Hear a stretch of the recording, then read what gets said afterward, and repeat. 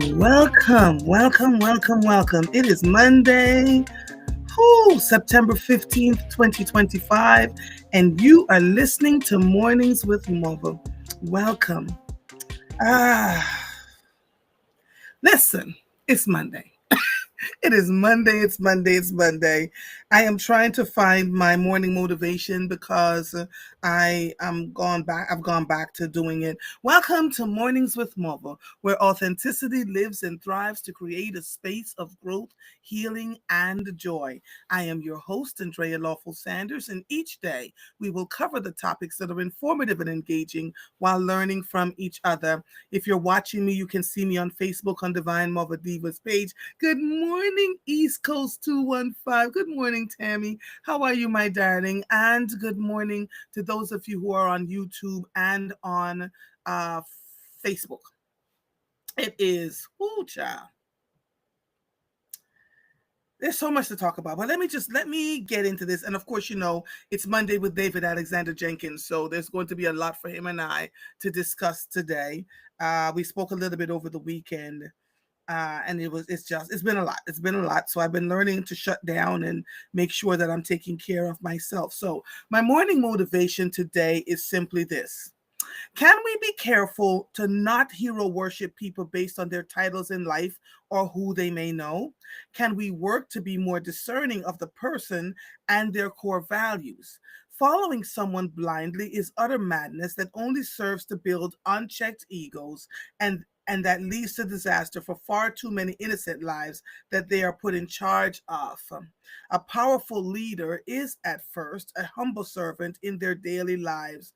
Too many play at being humble with nasty and overt tones. It is like choosing poison ivy to cleanse your behind instead of Charmin because it looks better. Gonna read that one more time because. A powerful leader is at first a humble servant in their daily lives. Too many play at being humble with nasty and overt undertones. It is like choosing poison ivy to wipe your behind instead of Charmin because it looks better. Good morning to each and every one of you. It is Monday, September 15th, 2025. We are here. It's just been, it's been a thing for so many of us, and we're trying to navigate life. And I've had direct conversations with you all for many, many years about choosing not what presents itself, but allowing your discernment and your gut instincts to tell you what is in front of you. And so as a direct result, we often hero worship people because they have a title, and we run behind them and, can I get a picture with you? Can I get a picture with you? And it is disconcerting, but it also leads to disappointment. It leads to, oh my God, I can't believe so and so and so. Well, that's because you were hero worshiping and you never really look to see what the core values of this person or these people are. Yeah, there's a lot of buffering on. Yes, you're absolutely right. A lot of buffering on. This is why I have several places for you all to watch, every single morning. Sometimes Instagram buffers quite a bit. So also go over to my Instagram page, A.LawfulTruth _LLC, so that I have to have 1,000 followers over there in order for me to broadcast live. And I mean, I just started that page, so, we're going to be all right. Anyway,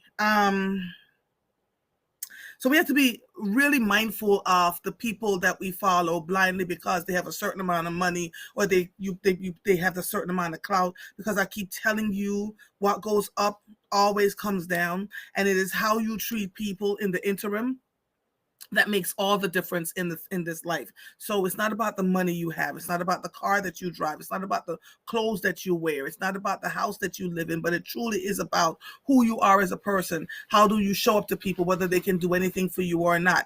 If every time you walk into a room, we have to talk about your accolades and how many degrees you have and, where you went to school, that says something. In fact, I have to share this with you because it was so funny. This was written in 2014. Of wisdom from a 14-year-old girl. And I quote, she says, "Show me a person who keeps harping about their name brand, everything, and their education, and I will show you a shallow, insecure human being. My jaw dropped and I swayed from the profoundness that spewed effortlessly from her lips. Pay attention to the young people. They are certainly watching us. So that was another one that I've gobs and gobs of morning motivation. Good morning. Waiting for David to join me because and I don't even know if David is asleep because David goes to bed. Good morning, Avery Shields. Good morning, Sweetie Pie. Good morning, Winnie Love. Good morning. Ah, why are you saying ouch, Dennis? Did I say something that slapped somebody? Authenticity thrives. Absolute. Oh, the Charmin. Good morning, Shaquilla and Laura and Bobby. Good morning. Bobby, if you want to watch me on Facebook, go to Divine Mother Diva page. You'll see everything that you see here on YouTube. You'll see on that page. Good morning. Good morning, Viola. I want to talk to you all about an event that I went to on Saturday with Shaquilla Strawberry. I moderated a conversation around folks who are on the autism wheel. And, so I had three parents on the panel, and two young people who were on the autism wheel. And it was such a powerful, thank you too. It was such a powerful conversation that it has now become something that I will have two of those parents on air with me live. And I'm going to do a podcast episode with one gentleman who is an adult now and has been on the autism wheel. His mother knew, but she never told him. And I want you all to hear his story specifically. It's been a lot. And I haven't spoken about it publicly on my social media pages yet because there was just so much to dissect, And when I got home, I said to my husband, "You're on the autism wheel. I think I am, because part of autism is ADHD, right? And my mother said that if they were giving out medication when I was a little girl, she'd have to fight them not to give it to me because I was constantly dancing to the beat of my own drum. And so I need us to stop thinking that autism looks a certain way. There's special people who are really smart. Good morning, Andrea, Robin Manley. Good morning. I didn't text David, so I don't know if David's awake or anything because, let me find him. And so, it was so powerful that I haven't spoken about it publicly until this morning, but I'm going to post something about it on my social media pages. Marguerite said it was powerful, especially for me and the life I lead with my son. Yes, I know. When I heard the one mother, King's mother, talking, I looked at you and I was like, wow, I know Marguerite is really identifying with a lot of this. So, uh so that was that. And then on Friday night, Monica says, lead with love no matter what. It's hard sometimes, but it will ultimately feed your soul.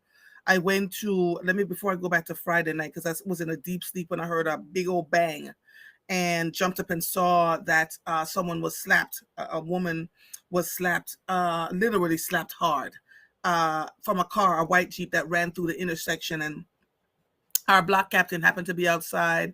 I looked out the window and saw the car driving by with the whole front end torn up. And when I went outside and began paying attention, I saw the Delta Sigma Theta tags and just put a post on Facebook asking anybody, if they knew. And Andrea Robin Manley called me. She was like, describe her. So I described, she said, I know exactly who it is. And her sisters found her. So, again, you can talk about things without posting. I didn't post a picture. In fact, I took no pictures. I took not one picture. I didn't take a picture or post a picture of her car. I didn't do any of those things. I just wanted to give her a little bit of dignity because she sat in that car stunned for almost 45 minutes, right? So wanted to make sure she was okay. We have to learn how to do these things without creating a furor. On Sunday, I went to surprise my cousin Sharika, who was getting a leadership award from UJAA, which is the United Jamaica Alumni Association. So all the high schools across the island, excuse me, come together to support young people. across the island from their schools. Their alma maters are really strong. And so they volunteer their hours and their time and their money, and they give back to their alma maters. And so, you could tell Kingston College, Jamaica College, Campion, which is where Sharika went to high school, and they all pull their monies together so that their schools could be great, better robotics programs, etc. And I drove to New Rochelle, New York, a beautiful space, and I'm saying all of this for a reason. A beautiful space, all the things going on. When one of the speakers got up, he said everybody was complaining that the ticket was $200 and it was too much, and I laughed, I chuckled. The cost of attending events are so high right now, but for these $200, there was champagne flowing freely. There were bottles of wine on every single table. They had 23 stations of just pure amazing food. 6 of the stations was just Jamaican food. The rest of them was, oh my God, the pasta was amazing, and I don't eat pasta. Just everything was really done well. And even when I went into the cocktail hour, and I looked, I was like, is this where we're sitting? Because there were so many tables and chairs, but I didn't see a table number, so I had to ask. I had never seen anything like it in my life. There were 2 cocktail rooms with a bunch of tables and chairs, and there was a big open window where you could see boats sailing by and the swimming pool, like all this wonderful stuff at this club, right? So I thought the cocktail hour was where we were just going to stop eating, because I was like, there's so much food here. How could we possibly eat anything else? And they were like, nope, you're going to go into the main dining room, the main ballroom, and you will have a full meal there. I couldn't find out where the main ballroom was because, child, I just didn't know. So we sat at the cocktail hour for an hour, and we enjoyed ourselves, and all the Jamaicans and all their guests, just flowing right on by. Everybody was well dressed, beautiful. They opened up the main ballroom, child. I was like about to fall out my seat. I couldn't believe it. They had wine and the champagne was still flowing freely. The seats were just beautiful. The place was just elegant.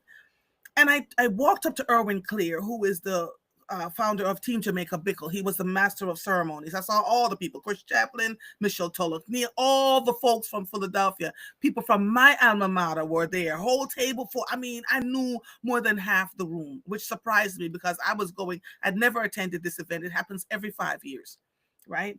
And so the message that I want to share with all of you is that excellence is a habit. It just really, truly is. I knew all of those alma maters came together and said, we're going to put on a really good event. We're going to figure out how we can do this at $200 a ticket, because for everything, the bar was open and the alcohol was free flowing. The alcohol on the tables, there were decanters of soda and water, which was Pepsi, which is my mother's favorite drink. I hadn't had a soda, and I can't tell you how long. When I tasted it, I was like, ooh, one in honor of Bernice. And so I had a little bit of Pepsi, and it was just a beautiful, beautiful event.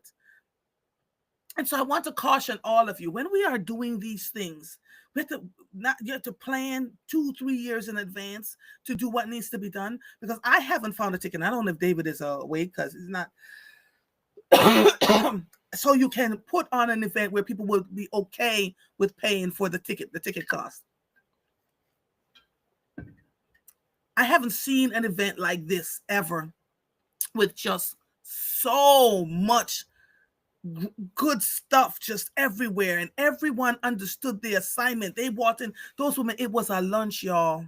It was a lunch. Those women came in there in the most fabulous outfits. I fit right on in. They were just beautiful, resplendent, just, oh my God. And then I met for the first time the Jamaican congresswoman, who I didn't know existed, Yvette D. Clark. And she came up and gave a speech. The booklet was the quality of I said, Black Jesus. That Jesus. So we have to be really thoughtful as we are curating. The master of ceremonies kept the room going. We had a gentleman that came into every time they were playing a song, he used the steel pan drums and he was playing along to I said, we had a soloist that sang the American anthem and the Jamaica. I wish I had recorded him, because when I tell you, the quality of his baritone voice had us all shivering. It was great. It was great. And so when we are deciding that we're going to do stuff like this, and especially when we know in a time where we're not getting a whole lot of money from sponsorships, et cetera, et cetera. It is we who we are waiting for. We are who we are waiting for. We're spending money on all these clothes and shoes and fantastic cars and all this other stuff. We have enough funding to support our alma maters. We have enough funding to make sure that we are okay, that we can put on an event such as this and do what we're supposed to do. A lady from the Teachers Federal Union in Jamaica got up and made a speech, an impassioned speech. The woman who was in charge of education in Jamaica got up and spoke about all the things that they saw that were going wrong and how they decided to make it right and to fix it, and to put in hundreds of millions of dollars into robotic labs. And I was so incredibly proud, because here's the deal: we can sit and wait for someone to come and do it for us, or we can do it ourselves. We can really sit down and try to focus on, oh yeah, that burlap outfit, Donette. My sister, she's a designer in New York. And I said to her, and she handed me a thing. She has a thing coming up in November, I think November 5th or 6th. I said, my little black behind will be right there. I am so intrigued. I'm so intrigued. And then this thing was right on the heels of the Jamaicans coming in gold, silver. The pride in the room. But we talked about the fact that we as a people are really fast, but we are also brilliant in the way that we do things. Everything has to show up in excellence. And that is not to say that it's not happening anywhere else, but I felt right at home sitting there with them, just talking to them. You know, my cousin who won the leadership award for her work in UJAA graduated from Penn, got 3 master's degrees. She's just smart as hell, but so humble and quiet. So she had no idea I was coming. And when she turned around and saw me, my whole shirt was wet. She just cried and cried and cried and cried. I said, well, you just made it worth my 2.5-hour drive, to come and see you. And her father, who hadn't seen me since I was a teenager, he said, listen, we just had a wonderful, wonderful time. So why am I saying this? Instead of sitting around and complaining that we're spending this much amount of money for a ticket, and if you know that this is an organization that you are involved with, go and support the organization, because if we don't support it, then the tickets are going to be higher in cost, right? But at the same time, if you're having an event where the ticket price is $3, $4, $6, $1,000, and I've seen them, then you have to put on an event that is worthy of what your ticket price is costing. The National Cares Mentoring Movement, which I've been to several years in a row, that ticket price starts at $1,000. But when you walk into that room, you go, oh, well, Black Jesus, now I understand why the tickets are $1,000. You have to put on something that shows what you're doing, and then it encourages and invites people to spend their money, not only buy the ticket, but to come in and say, I will donate $500 for the next whatever amount of years. I will donate $200 for the next amount of whatever years to keep the organization going and running and doing what it needs to do. I will donate $50. I will pledge $50 for the next 10 years. Every bit, we say in Jamaica, one cocoa full basket. That means every little bit helps.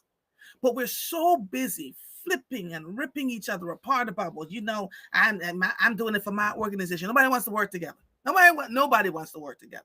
Right. So I just want us to know that this is a thing. And then I was talking to someone, I'm not going to say who, someone recently who said there's a teacher who was a professor at a local college, and it's gotten so expensive that she moved her whole family back in with her so they all can pay the bills together.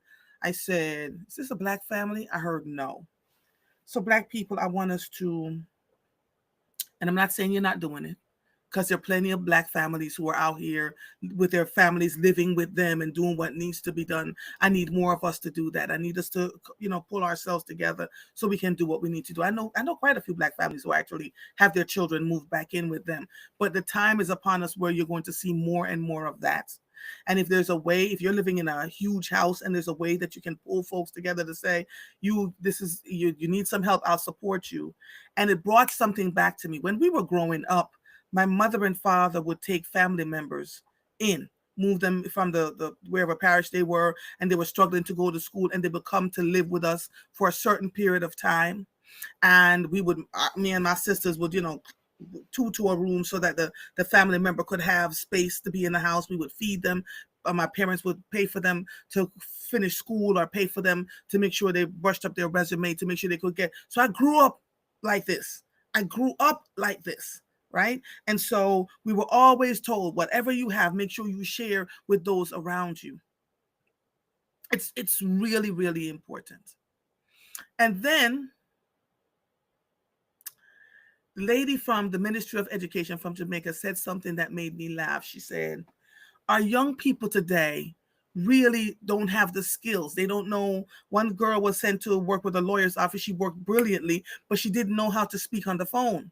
And so they kept her off the phones to, answer the phones. And then she got two mentors that took her on and began working with her to answer the phone. But the one that made me laugh was the one that got an internship, a job. And they would notice by a certain time of the day. Let's say he got there at 8:30, 9 o'clock. By 11:30 noon, he was gone for the day. And they were like this. So they pulled him aside. They were like, what is happening here? He said, well, my father is a farmer, and my mother does day work. And when they're finished their jobs, they go home. When they finish doing what they're supposed to do, they go home. So so when they give me what I need to do and I've done it, I go home. Nobody told him that he had to be there from 9 to 5 or 8. He didn't understand that. The concept was lost on him. And so we all chuckled, but we got it, right? So instead of denigrating our young people, instead of saying, oh my God, how could you be so stupid? Oh my God, why don't you know these things? Our words matter, people.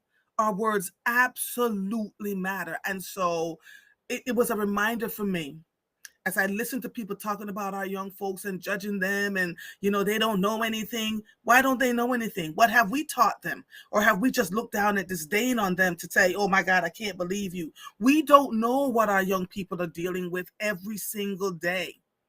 And yes, you can raise your hand and go, I mentored this one and I mentored that one. No, it never ends. You mentored this one and they got to a certain space, then you turn around and you mentor some more. It's the reason why we're struggling right now, because we talk a lot and we denigrate people, but we just really, truly don't want to have the conversation about how can I help somebody that is not related to me? What does that look like? So, yeah, that's where I am with all of that. Monica says, good morning. I heard you say your name. Jacina? I don't like Jacina. I like calling you Jasenia. With your permission, I would love to keep calling you Jasenia. Jasina is a nice name, but I am just so excited every time I call you Jasenia. I love that. I love that pronunciation of your name. Now, if you tell me to call you Jasina, I will call you Jasina. That's fine. But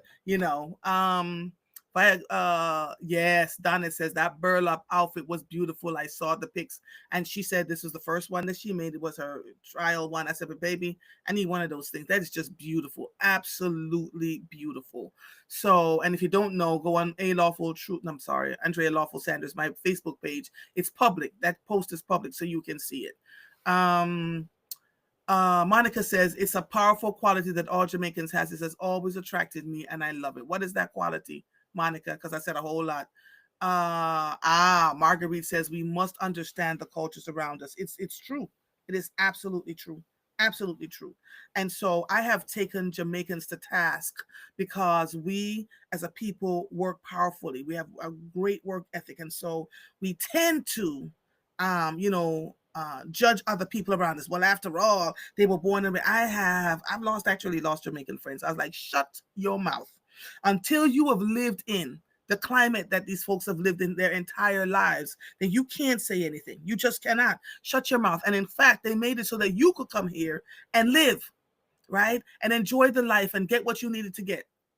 And the same way you want them to understand you, you must then turn around and understand the culture that you now currently live in and why. Do some research, know your history, and stop downplaying and denigrating people. I mean, I have. Ooh, baby. I've had some real interesting conversations.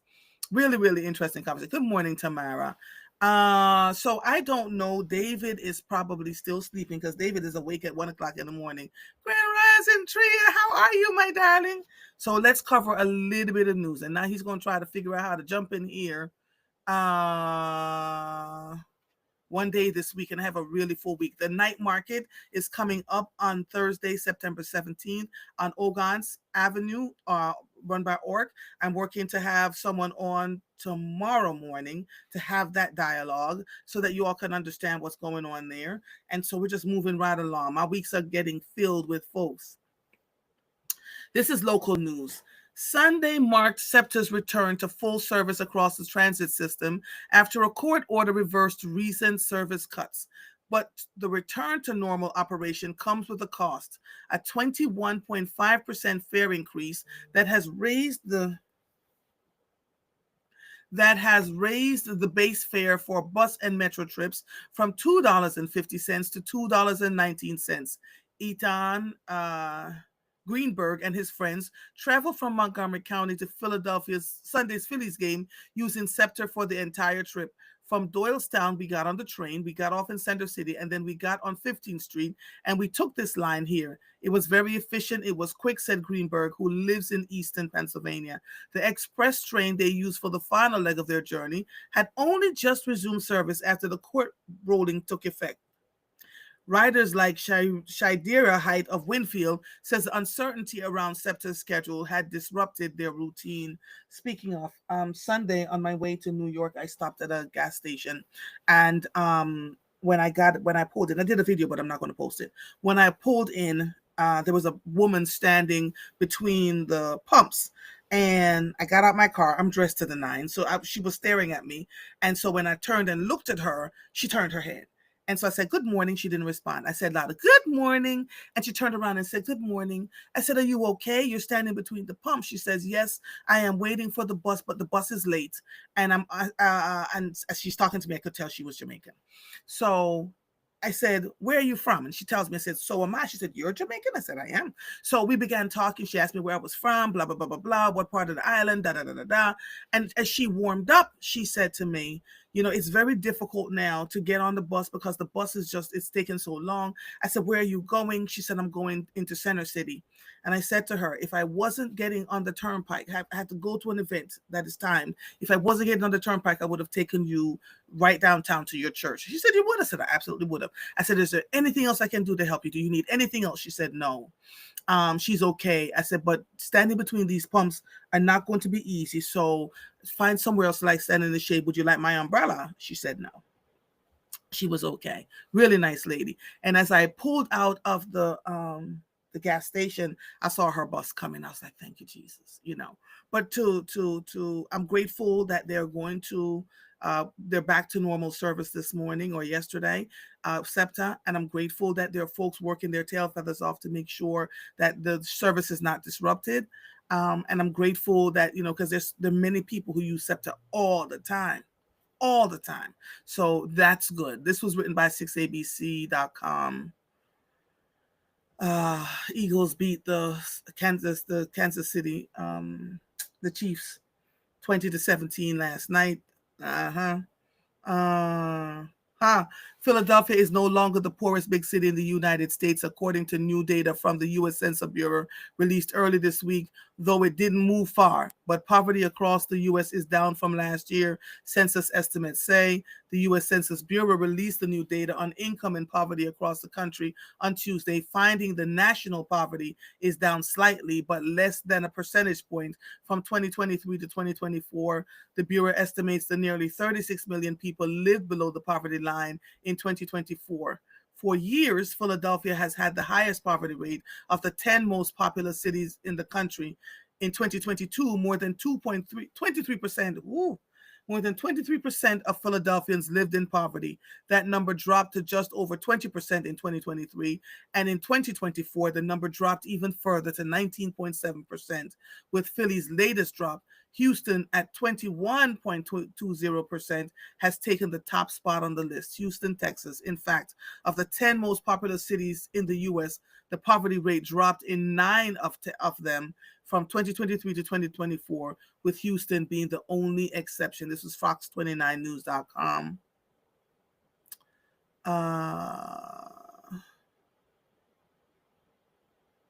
It's a lot of local news here. I'm trying to find some national news. Yes, local news again.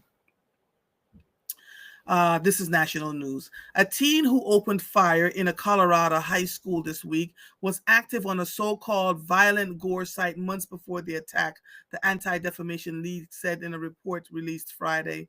Colorado officials said Desmond Holly, 16, who died of a self-inflicted gunshot wound after injuring two students at Evergreen High School, had been radicalized by an extremist network. Can we? All right. Okay.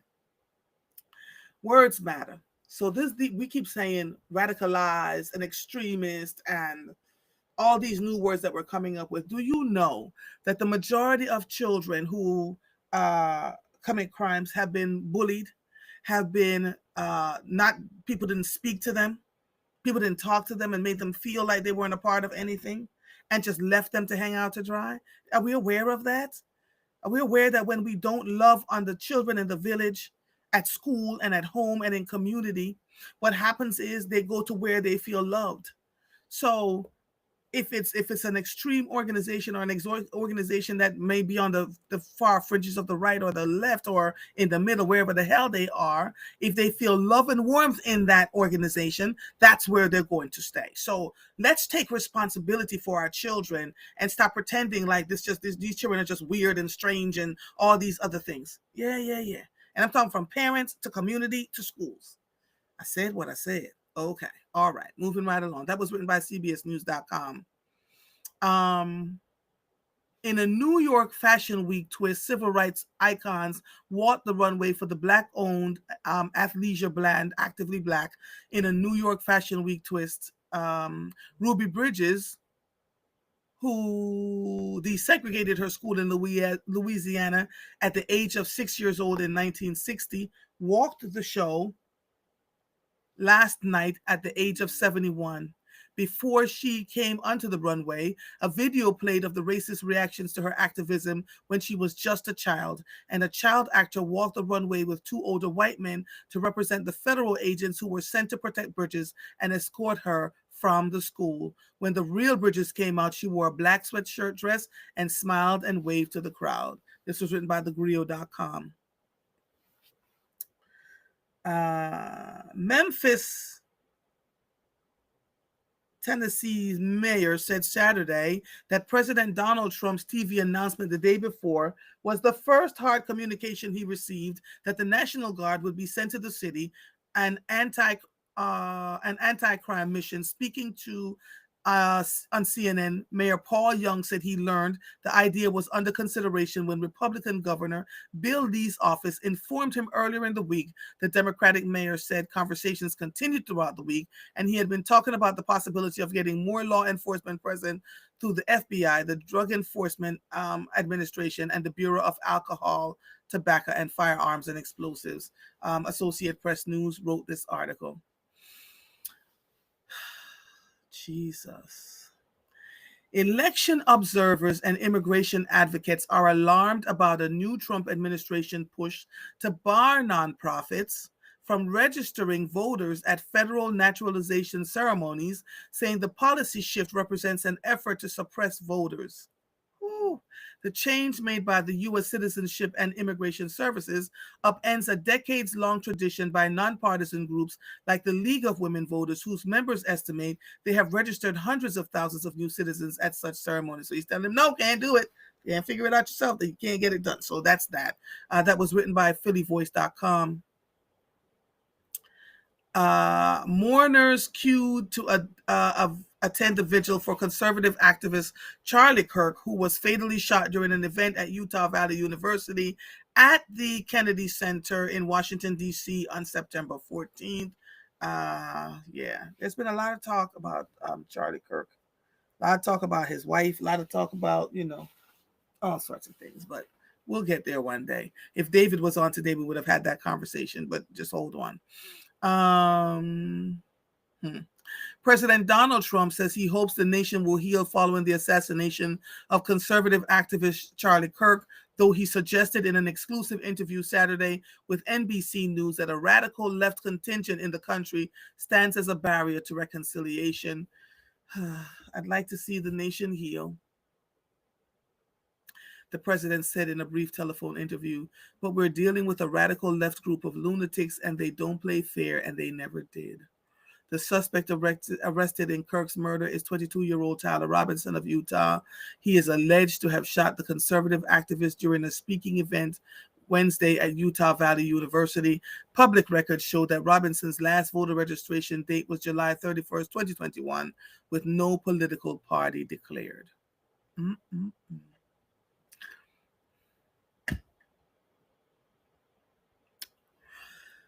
That was written by NBCPhiladelphia.com.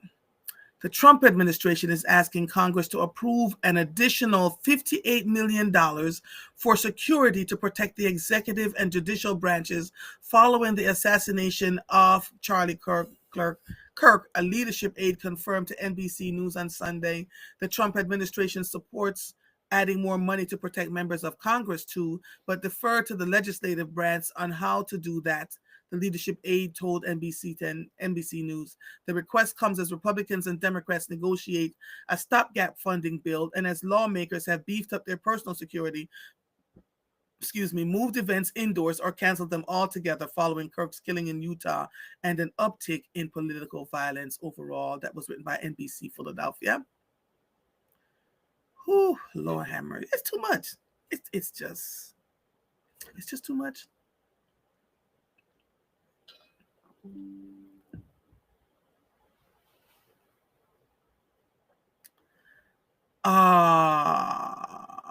So the Emmys are coming. Did the Emmys happen recently? Because you're talking about it. I guess the Emmys happened last night. I don't know. Wait. Sunday night with the 77th annual Emmys Awards arrived. Comic Nate Barsgate, who will be a first-time host Sunday night. So I guess it happened. Somebody let me know that, because again, I'm not watching television at all. I'm not watching television at all.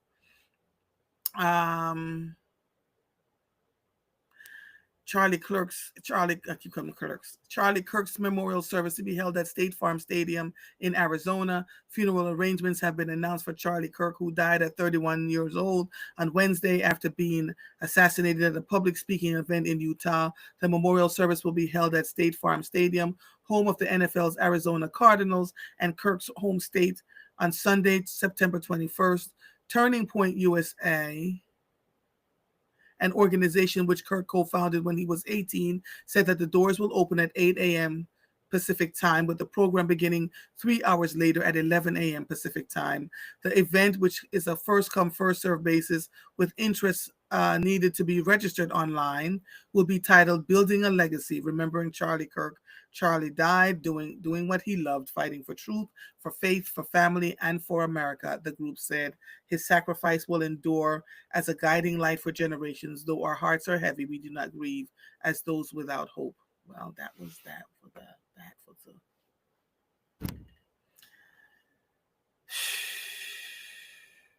my Lord.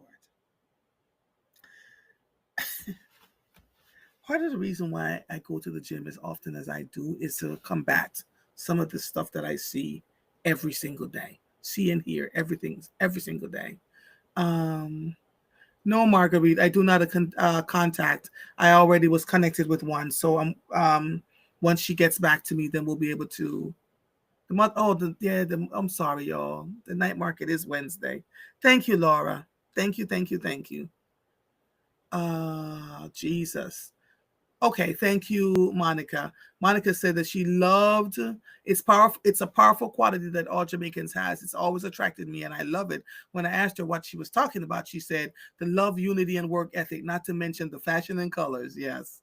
The night market is on Wednesday, forgive me. So I will be having someone on tomorrow. Viola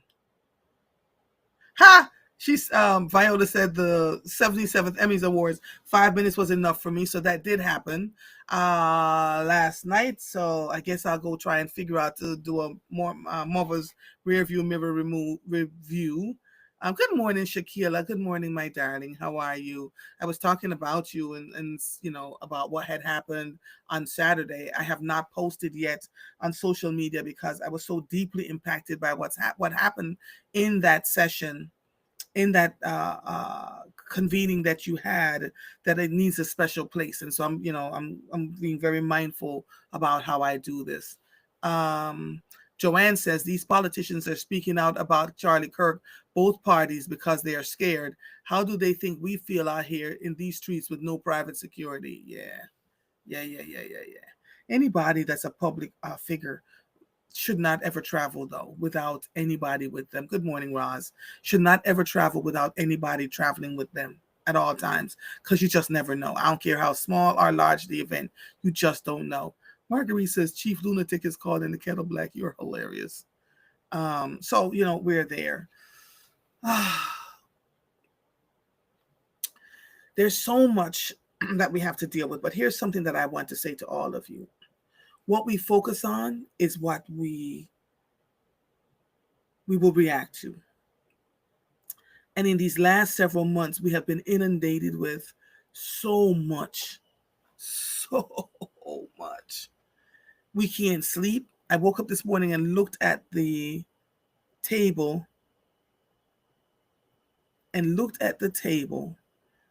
right beside my bed, on my side of the bed. And the amount of things that I've tried to take for Goli, I tried melatonin, I tried this, I tried that, ashwagandha, I tried castor oil, I've tried,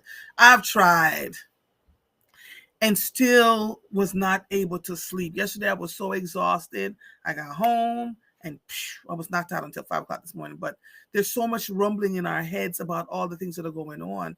I am learning to shut down completely, and I'm asking all of you to do the same thing. To learn to just shut everything off. Shut off the phone, shut off the television, shut off the noise, and just figure out how you're going to navigate, because it's taking a toll. Listen, if you all, Laura said, don't forget to review the VMAs. Now remember, Laura, I don't have that kind of time. So if you guys send me the pictures, then I can figure it out. I did not see anything.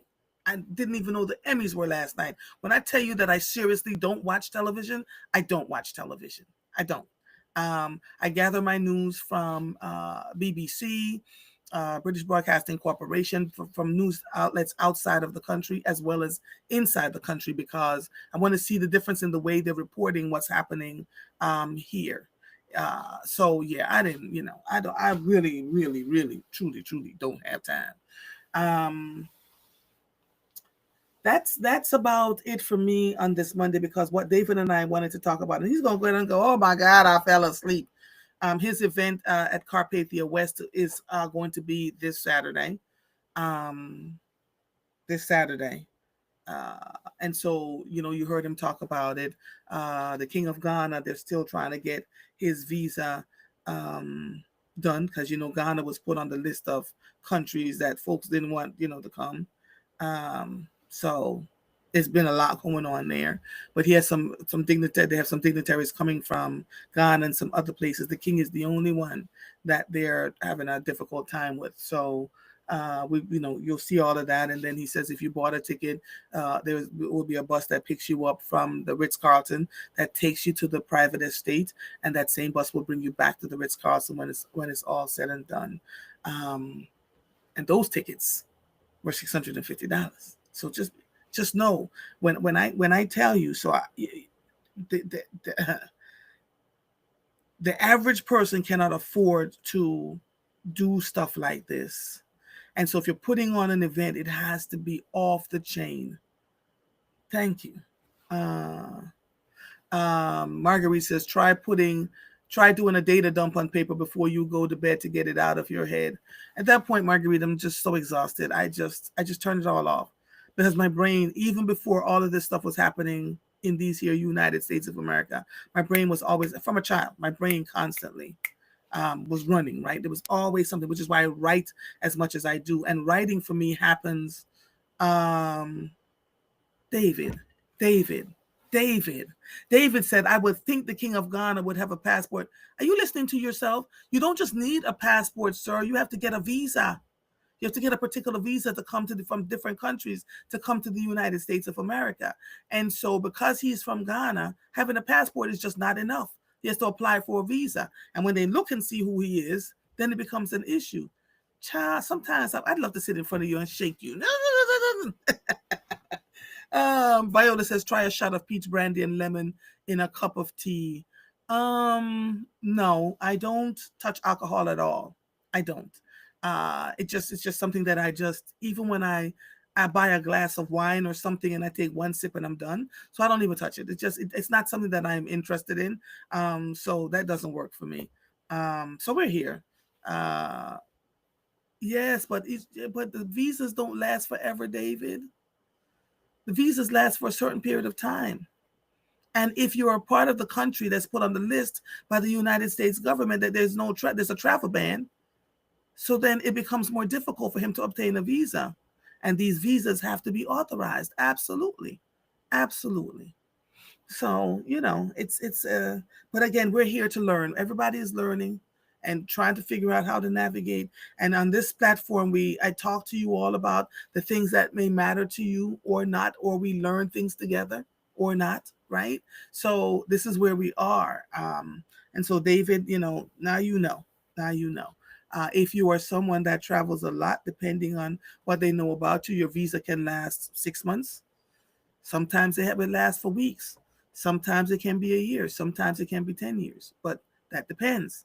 That depends. So it is what it is. Um, yeah, very interesting. Very, very interesting. But now you know. Now you know.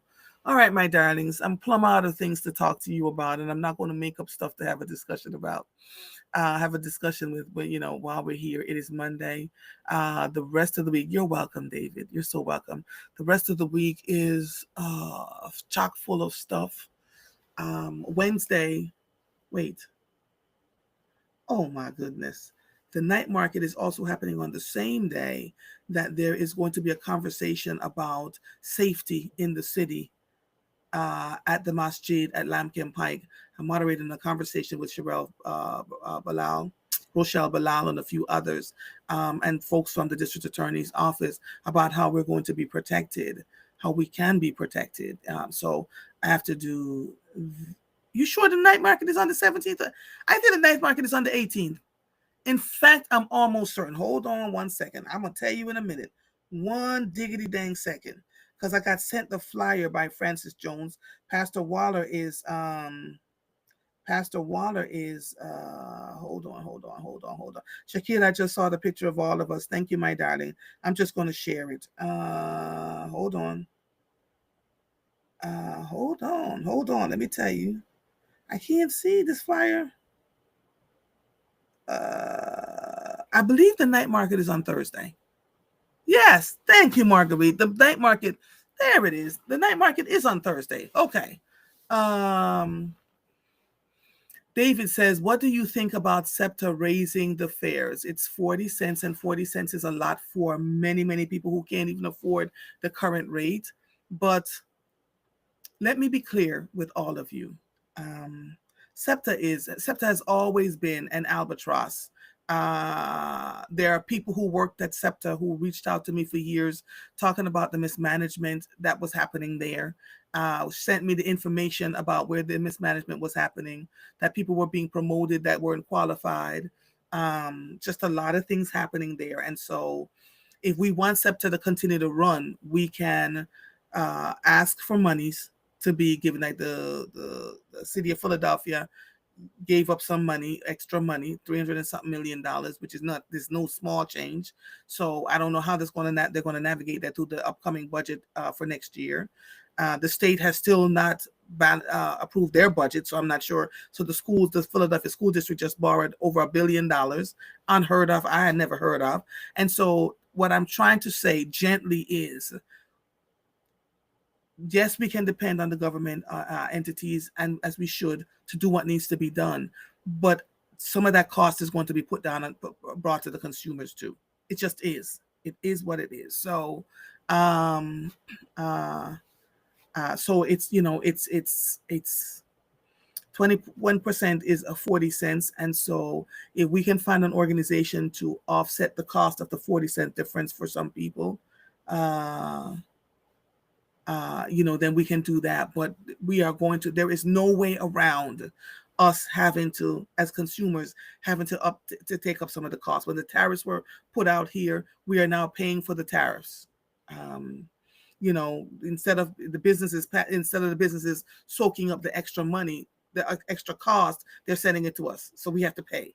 Right, so it's like that. Donette says, I know a Kenyan family who applied for a visa many times and were denied each time. Costly, and you do not get a refund if denied. Thank you for sharing that, Donette. Wednesday is the 17th, so it's Thursday the 18th. Thank you, Laura. Shakila says SEPTA won't get more money until they have held accountable for their gross mismanagement. Laura says, is the event at the masjid open to the public? Yes, I'm going to post that this morning so that you all can see. Yes, it is open to the public, right? Because it's talking about our safety. What will happen in Philadelphia should, ICE come here, immigration, all of that stuff. And so the district attorney's office is taking it on. And, and we're having people, from the sheriff's office. Hoshal Bilal is one of the folks on the panel, and I'm actually looking forward to this. I'm moderating that conversation, and I got to moderate the conversation. I got the call because they said, I'm just talking about it. I've been talking about it and talking about it and talking about it. And so I'm well versed in what's going on across the country. And locally. So I'm grateful to have been given the opportunity to moderate this panel discussion. So yes, and it's at Limekiln Pike. I'll post that this morning for all of you before I go off and do the things that I need to do. Oh, Lord. So as you're enjoying yourselves and living your best lives, and Dennis, we need to meet. We need to sit down, you and I. I see you here every morning. Thank you for supporting us, making sure that, all the things are happening. I'm grateful to you. My cousin's father said to me yesterday, I have never met anyone who has reinvented themselves as many times as you have. I said, how do you know? He said, I'm watching you. I'm watching you on social media. He said, you've got a garden that's award winning. You're cooking for people, on your dinner table. You're over here doing this. You're over here doing that. You're driving across the country. You started a whole brand new business. He said, you just keep going. You just keep going. And what I said to him is, I have a ton of energy and I love people and I don't mind working hard. Working hard is not that's not a curse word for me. Working hard is a challenge. Let's go ahead and see what we can do. I don't, for those who are like, oh my God, you failed at this and you failed at that. Nope, wasn't a failure. It was a lesson learned. And you took the lessons learned from that thing that caused you angst, and you move on and you do what you're supposed to do. I recognize that a lot of people aren't this way. They'll fail at something and they'll say, I'm done. It hurt my feelings. These people did this, and this. For me, that kind of stuff is a challenge to me. Okay, I see you. Let's go. That's me. That's how I operate, right? So I don't know if the event will be streamed, David, but I can find out. Viola says, I get so much information from the 6ABC apps. So yeah, and the president of 6ABC is retiring after 40 years. Really nice gentleman, but just a lot happening. Folk are just, yeah. I also want to talk to you guys, and I need to find someone to interview. There are a lot of adults talking about assisted suicides, and I want to be able to have that dialogue in a sensitive way. Especially since all the stuff that's going on right now in the country and around us. There are adults that you and I know that are literally considering assisted suicide, and you would never know they were considering it because they're upbeat and happy and doing all these other things. And, my goal is to make you all aware of what's happening around us, that people are struggling with a smile on their faces. People have just about given up with a smile on their faces, and you just would never, ever know. And so, if you have family members, even if you haven't spoken to them in a while, check in. How are you doing? What's going on with you? I'm also having conversations with about someone who is African American, not African American. Let me not throw that. Black and Jamaican, who is straight MAGA, who is straight for the MAGA Republicans, and I need us to have dialogue. I need to find someone that I can have a serious conversation with about what sends Black people over to becoming a MAGA Republican, not a regular Republican now, a MAGA Republican, where they believe all the things. You are an immigrant, you are, you've gone through some stuff, and yet you join an alliance of people from all intents and purposes that we can see that are doing the things that would have killed you, had they been able to. And so, hi, honey, I see you. So let's these are the conversations I'm starting to have, and not from a place of disdain, not from a place of how the hell could you, but a place of trying to understand. Here on Mornings with Mobile, we seek first to understand instead of always wanting to be understood. So because what happens as a direct result is that we learn from each other. So we're here. I'm getting off the air, y'all, because I am over it. It's time to go to the gym. David says, I know some Black people who are fully MAGA. Yeah. I want to do a really good interview, though, David. I need somebody who I can have the conversation with from an intellectual perspective that won't turn it into, oh my God, I can't believe, and how could you? I don't want to do that. It's the same way we have a conversation about those who are, for the people in Gaza and how they've been vilified. It's it's been a lot. It's been a lot. And we've learned in this country, we've been conditioned to find spaces that we fit in. This is the space that I fit in, so I don't want to talk about anything else. And if you don't believe in what I believe in, I don't want to do this. And kind of thing. I'm not joining you. And the fact of the matter is that we all need each other. Please and thank you. Can we just do that? All right. So, work with me. I will be on tomorrow morning as usual because I'm on Monday through Friday. Thursday morning is going to be a doozy for me. So I would not have slept since 11 o'clock, 10:30 Wednesday night. And I probably won't go back to sleep until Thursday night late. So if you see me and I look like I'm going in the wrong direction, just point me where I'm supposed to go, because that Thursday is going to be a long day for me. Love to all of you. This episode of Mornings with Mova is officially over. I am Andrea Lawful Sanders. I'll see you when I see you. Bye, darlings. Bye-bye. Bye. Bye, sweetie pies.